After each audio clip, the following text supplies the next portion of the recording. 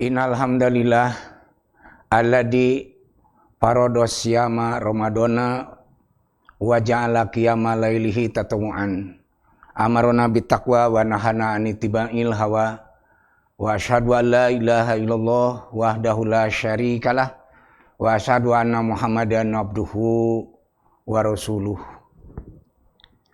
Pemirsa yang berbahagia, muslimin dan muslimat dimanapun berada, alhamdulillah pada kesempatan ini saya mendapatkan tugas untuk menyampaikan tema salawat di antara salat tarawih. Dalam hal ini tentu keadaan yang harus saya sampaikan berkaitan keutamaan salawat dan keutamaan tarawih terlebih dahulu. Di dalam Al-Quran Allah Subhanahu wa Ta'ala berfirman, A'udzubillahi minasyaitonirrajim, Innallaha wa malaikatahu yusholluna 'alan nabi ya ayyuhalladzina amanu shollu 'alaihi wa sallimu taslima. Surat Al-Ahzab ayat 56. Di ayat itu disebutkan bahwa innallaha sesungguhnya Allah wa malaikatahu dan para malaikatnya yusholluna 'alan nabi, mereka bersalawat kepada Nabi. Ya ayyuhalladzina amanu, wahai orang-orang yang beriman, shollu, salawatlah kalian alaihi kepadanya, wasallimu tasliman, dan ucapkan ucapan salam. Berkaitan dengan masalah ini akan muncul bagaimana salawat Allah dan salawat malaikat kepada Nabi. Juga bagaimana keadaan salawat umat kepada beliau. Oleh karena demikian, salatullahi sana'uhu alaihi indal malaikati, bahwa salawatnya Allah untuk Nabi itu adalah memujinya, menyanjungnya di kalangan para malaikat. Kemudian wassalatul malaikati, sedangkan sholawatnya para malaikat itu disebutkan adu'a'u, adalah doa wal istighbaru, serta istighbar, memohonkan ampun. Kemudian sholat daripada Allah Subhanahu wa Ta'ala untuk Nabi itu juga disebutkan rahmatuhu, satu rahmatnya, kemudian yang kedua waridwanuhu, dan keridoannya. Sedangkan wa minal umati, salawat dari umat adalah addu'a wa ta'zim li amrihi, mendoakan dan mengagungkan perintahnya. Di mana keadaan salawat kepada Nabi itu bisa dilakukan pada salat, bahkan dalam salat maid sekalipun ada salawat. Kemudian di luar salat. Nah, di sini mengenai masalah di luar salat termasuk juga ada salawat ba'da adzan bagi yang muadzin ataupun yang mendengar ucapan adzan, di mana keadaan kita dianjurkan untuk salawat kepada beliau. Kemudian Ibnu Abbas juga mengatakan bahwa yang dimaksud yushollun adalah yubarrokun, yaitu diberkahi, diberkati.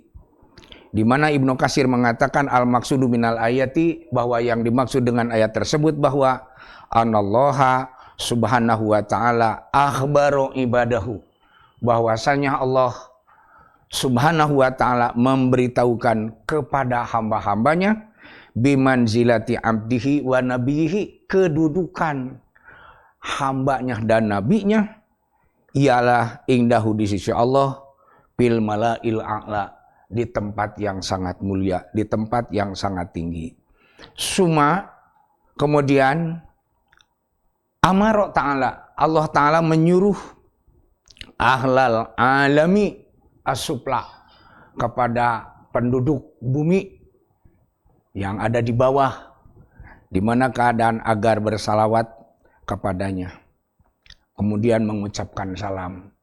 Nah, di mana keadaan Anas menerangkan dari Nabi SAW dalam riwayat Ahmad, sabda Nabi SAW, Man shola alayya, barang siapa yang sholawat kepadaku. Jadi ada sholat yusoli sholatan, ada sholat yusoli sholawatan. Ini juga harus dibedakan. Sholat yusoli sholatan artinya sholat. Kalau sholat yusoli sholawatan ya bersalawat. Barang siapa yang bersalawat kepadaku, sholatan wahidatan, satu kali salawat, sallallahu alaihi asro salawatin. Sabda Nabi, Allah bersalawat kepadanya 10 kali. Bahkan wahatto anhu asro khotiatin. Allah menghapus kepada hamba itu 10 dosa dan kesalahan. Ini keutamaan salawat. Kemudian tentang keutamaan sholat tarawih. Sholat tarawih di zaman Nabi disebut adalah Qiyamul Ramadan. Dalam Al-Bukhari dan Muslim juga disebutkan, man qoma Ramadana imanan wahtisaban ghufirallahu ma taqaddama min dzanbi. Sudah kita maklum hadis ini sangatlah masyhur di kalangan kaum muslimin. Man qoma Ramadana, barang siapa yang salat malam di bulan Ramadan, imanan dorongan iman, wahtisaban dan mengharapkan pahala dari Allah, ghufirallahu ma taqaddama min dzanbi, pasti akan diampuni dosa-dosanya. Berkaitan dengan masalah ini adalah Abu Dar radhiyallahu anhu juga menerangkan bahwa Nabi Shallallahu alaihi wasallam bersabda, man qoma ma'al imami, barang siapa yang sholat di malam bulan Ramadan bersama imam, hatta yang soripa, sampai selesai. Karena bisa saja, boleh saja sholat tarawih itu umpamanya yang 8 rakaat 4 salam, umpamanya yang 8 rakaat bersama Nabi, kemudian witirnya dipisah nanti umpamanya di rumah atau sendiri, itu boleh-boleh saja. Ini disebutkan dalam riwayat tadi bahwa sholat tarawih sampai selesai bersama imam dalam arti berjamaah, maka disebutkan kutiba lahu qiyamu lailatin, dicatat sebagai sholat semalam suntuk. Nah, ini keutamaan sholat, bahwa jelas kalau disebut bulan Ramadan itu adalah bulan yang agung, bulan yang barokah, ini salah satu keutamaannya. Kemudian disebutkan juga bahwa kenapa dinamai tarawih? Qiyamul Ramadan syamilun. Qiyamul Ramadan itu adalah mencakup atau meliputi li sholati min awwali laili wa akhirihi. Itu dari awal malam sampai akhir malam. Dalam arti sesudah sholat isya, baru waktu tarawih ada. Dan adalah tenang, santai, begitu arti tarawih. Jadi tarowaha ya tarowahu tarowihan, artinya nyantai. Jadi jangan tergesa-gesa, jangan terburu-buru ingin cepat selesai, karena waktunya dari awal sampai akhir malam. Nah, kemudian bahkan ada yang menyebutkan yang pertama kali menamai Qiyamul Ramadan dengan tarawih adalah Al-Bukhari. Nah, di mana keadaan payan bagi selayaknya sepatutnya al-hirsu alaiha, untuk semangat untuk melaksanakannya. Nah, di mana dan wa ikhtisabil ajri, disertai dengan mengharapkan pahala, wasawabi minallahi, dan ganjaran dari Allah Subhanahu wa taala. Pahala amal disebut 3, 1 ajrun, 2 sawabun, kemudian yang ketiga jazaun. Dinamai ajrun adalah upah lelah, karena ibadah apa yang tidak melelahkan? Maka dunia ini adalah melelahkan. Di akhirat yang disebutkan laisa piha nasubun wala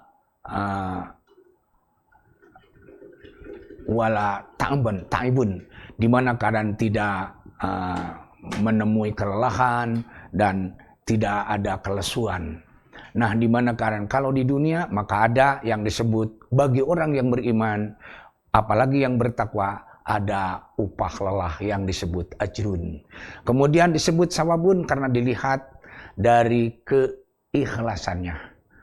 Kemudian disebut jazaun karena pahala itu akan kembali kepada pelaku yang melakukan amal itu sendiri. Tidak akan terjadi kita yang beramal, orang lain yang mendapat pahalanya.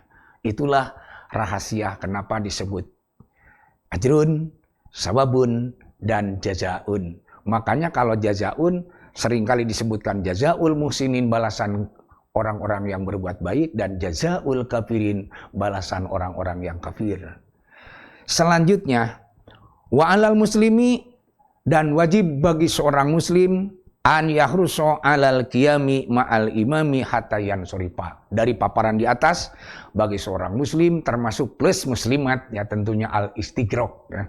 Di mana keadaan kalaupun disebut muslim ya termasuk muslimat. Apabila ada kesempatan, kenapa tidak untuk ikut sholat qiyamul Ramadan bersama imam sampai selesai.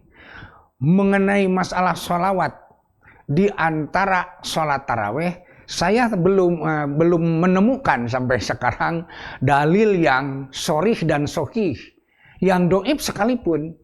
Walaupun keutamaannya salawat, ya jelas. Bahwa kemudian tadi dalil dan keterangannya telah disampaikan. Keutamaan taraweh walaupun sunat, ja'alallahu siyama Ramadana paridotan. Allah menjadikan saum siang bulan Ramadan sebagai amal yang fardu, dan wa qiyama lailihi tatawuan, salat malamnya adalah ibadah tatawu atau sunat. Tentang sunatnya tadi disebutkan keutamaannya, bahkan di bulan Ramadan ada yang disebut lailatun khairun min alfi syahrin. Nah, satu malam yang nilai ibadah dan amal soleh lebih baik daripada ibadah 1000 bulan. Maka kalau keadaan salawat itu ada, apalagi diselewengkan dari kalimat sallallahu alaihi wasallam, umpamanya dengan kata-kata salimuleh, padahal keadaan itu adalah ibadah, maka itu tentu akan berubah, bukan menjadi ibadah dan amal soleh, tapi akan menjadi amal yang bid'ah. Yang disebut bid'ah adalah ya kullu ma ahdasa bisyar'i bi ghairi dalilin. Segala sesuatu yang dibuat dalam agama dan tanpa dalil.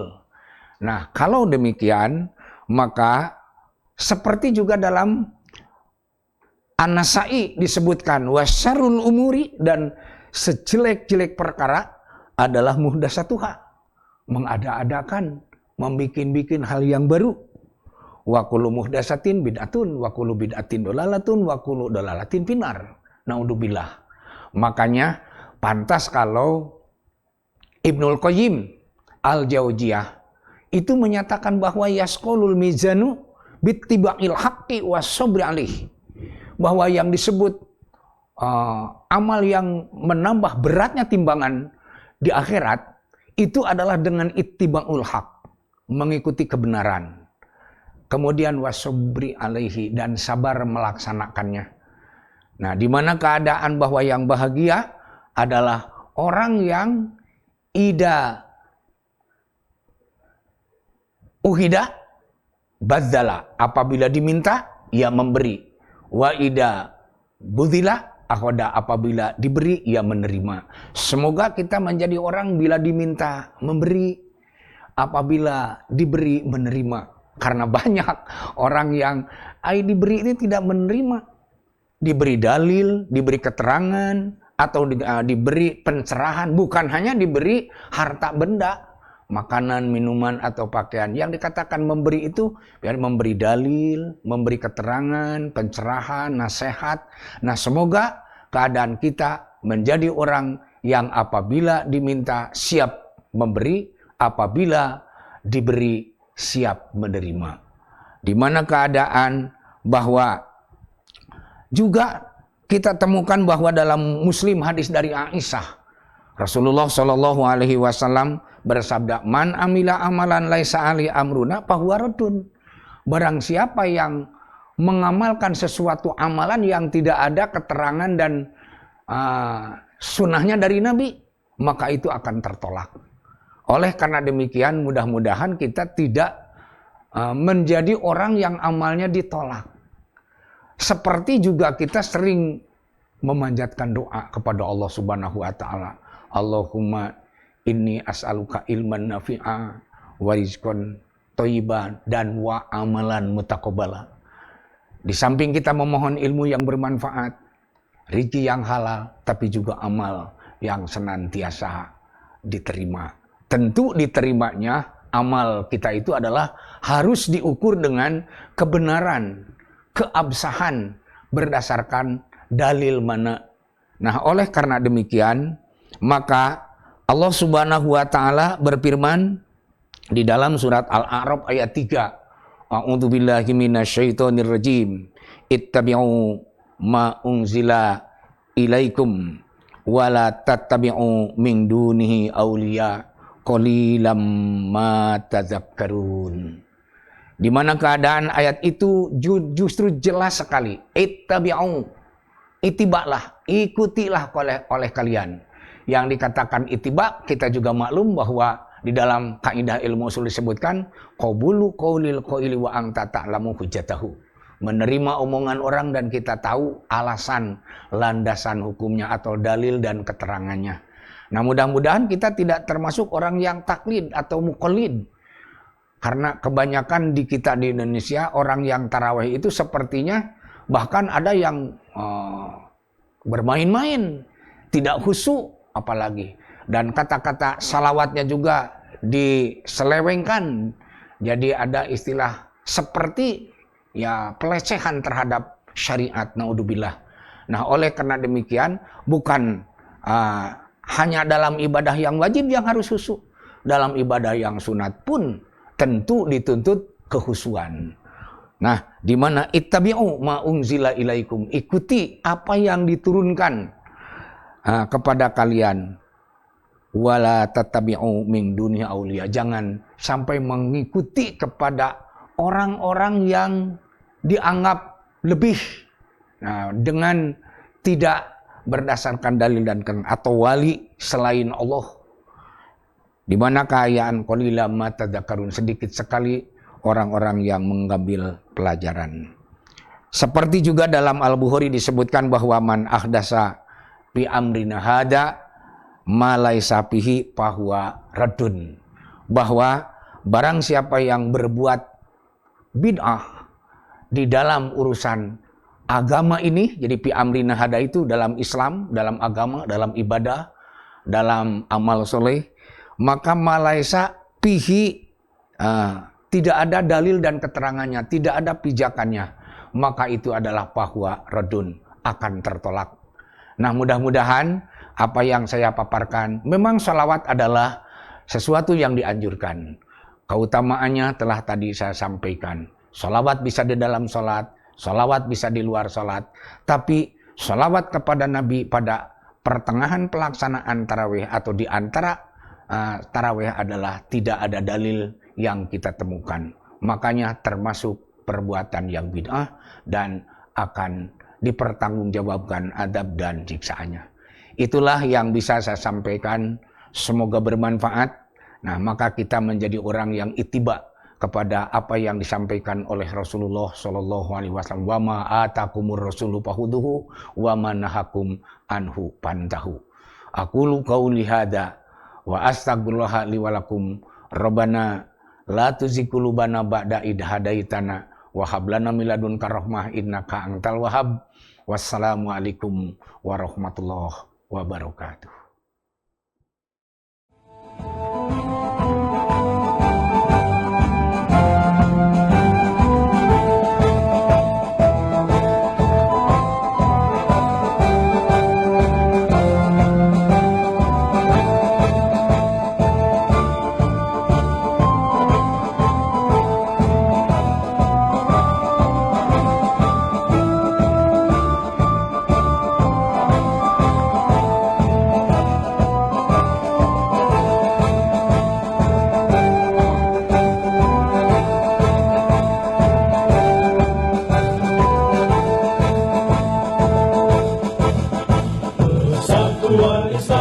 Persatuan Islam, persatuan Islam,